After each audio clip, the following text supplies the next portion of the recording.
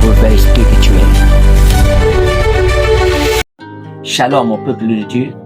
Aujourd'hui, nous allons méditer profondément sur un passage puissant de la parole de Dieu. Dans le livre d'Éphésiens, le chapitre 5, le verset 31, la Bible dit « C'est pourquoi l'homme quittera son père et sa mère et s'attachera à sa femme et les deux deviendront une seule chair. » Ce verset nous révèle le plan de Dieu pour le mariage, la puissance de l'unité et le mystère entre Christ et l'Église. Restez jusqu'à la fin de cette vidéo car je vais vous parler dans votre cœur. Le premier point que nous allons aborder, quitter son père et sa mère.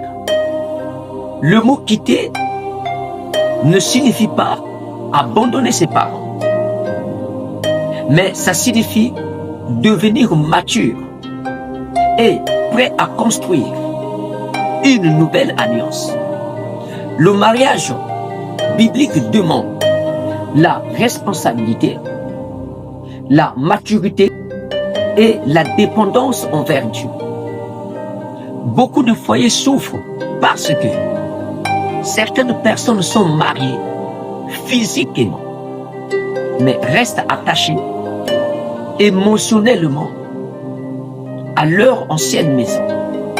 Dieu veut établir un nouveau foyer fondé sur lui. Le deuxième point, s'attacher à sa femme. Le mariage n'est pas un simple contrat humain.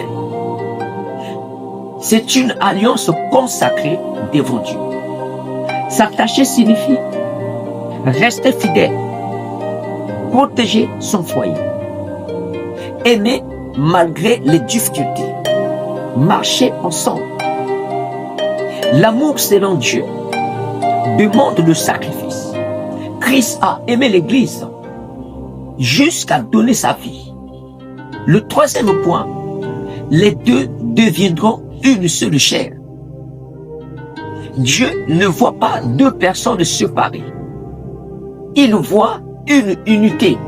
Cette unité concerne le cœur, les pensées, la vision, la destinée.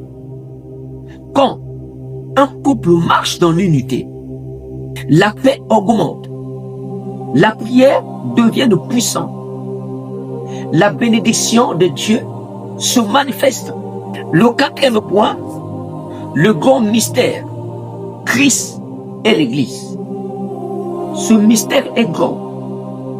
Je dis cela par rapport à Christ et à l'Église. Éphésiens, le chapitre 5, le verset 32. Le mariage terrestre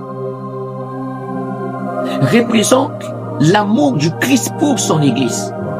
Christ est l'époux, l'Église est l'épouse. Le foyer chrétien doit refléter l'amour de Jésus.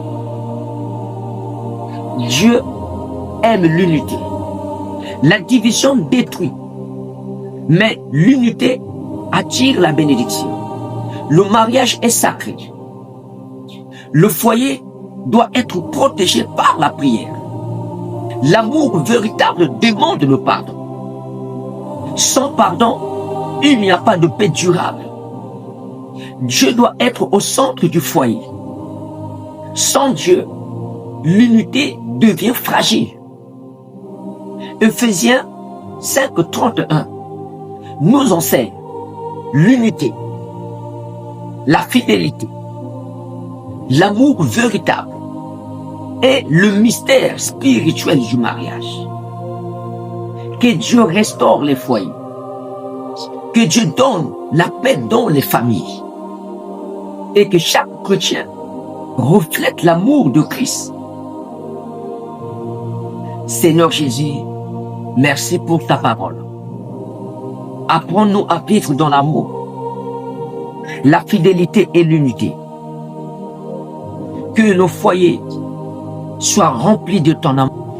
Que nos foyers soient remplis de ta présence. Au nom de Jésus-Christ. Amen.